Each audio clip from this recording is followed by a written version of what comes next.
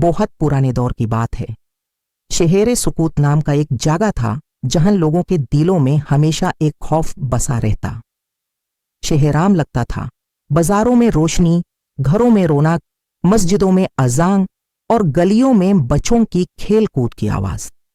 मगर इस शहर के बीच एक ऐसा मकाम था जहां कभी कोई जाने की हिम्मत नहीं करता था। वो मकाम था नदीदा हिसार, एक ऐसी जगह जो न किले की तरह पूरी थी और न ही हवेली की। यह एक घेरा, आधी टूट चुकी दीवारों का डेरा था जो इतना गहरा था कि अंदर झांकने वाला भी खुद से डर जाता। दिन के वक्त ये हिसार खामोश रहता, मगर रात होते ही इसमें से अजीब से आवाजें आती थीं। औरतों की चीखें, बच्चों के रोने की सड़ा और कभी कभी घुंघरू की खानक। लोग कहते थे कि ये हिसार इंसानों के लिए नहीं बना, यह इंसानों से पुरानी मखलूक का घर था। शहर में एक लड़का था, इशफाक। उसकी आदत थी कि वो हमेशा सच को ढूंढने निकला रहता। उसने सुना कि जो भी नदीदा हिसार के अंदर गया वो कभी वापस नहीं आया। कई लोगों ने कहा कि वहां एक छुपी हुई ताकत है जो इंसानों के दिमाग को खींच लेती है और इंसान अपनी हस्ती भूलकर हमेशा के लिए उस हिसार में दफन हो जाता। इशफाक ने इरादा किया कि वो इस राज को खोलकर रहेगा। उसने अपने दो दोस्त नोमन और समीर को भी साथ ले लिया।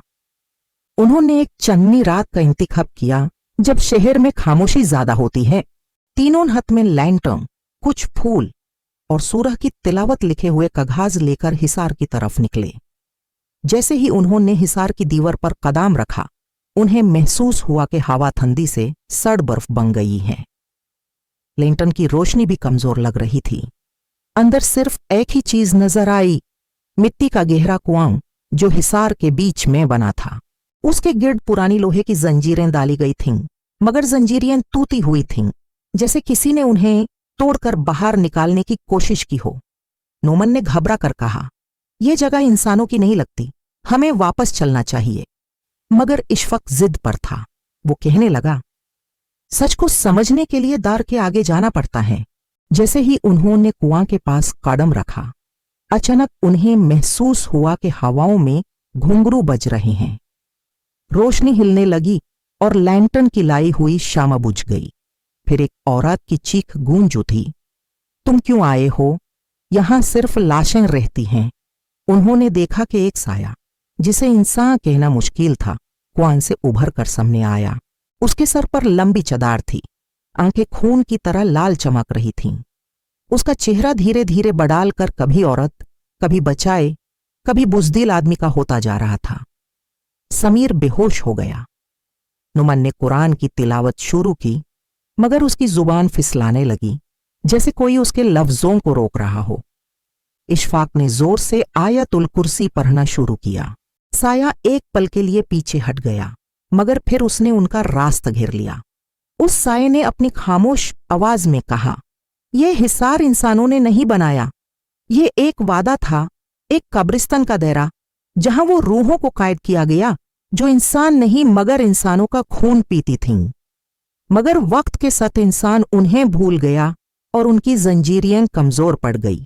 हर जो इंसान यहां आता है वो अपना चेहरा खोना देता है, उसकी रूह इस हिसार का हिस्सा बन जाती है, इसीलिए कोई वापस नहीं आया।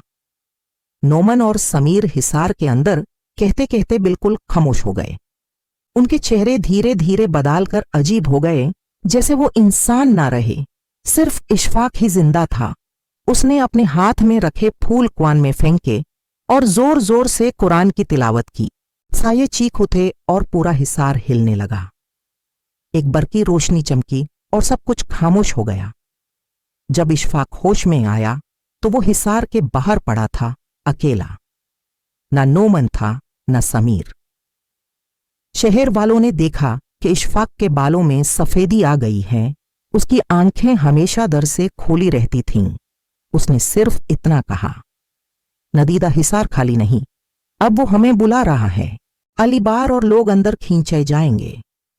शहर वालों ने उसके बाद हिसार के आसपास मजबूत दीवार बना दी और रात के वक्त कोई उस तरफ नहीं जाता। मगर अब भी चंदनी रातों में घुंघरू की हल्की सी आवाज और औरतों के रोने की चीख बाहर तक सुनाई देती हैं।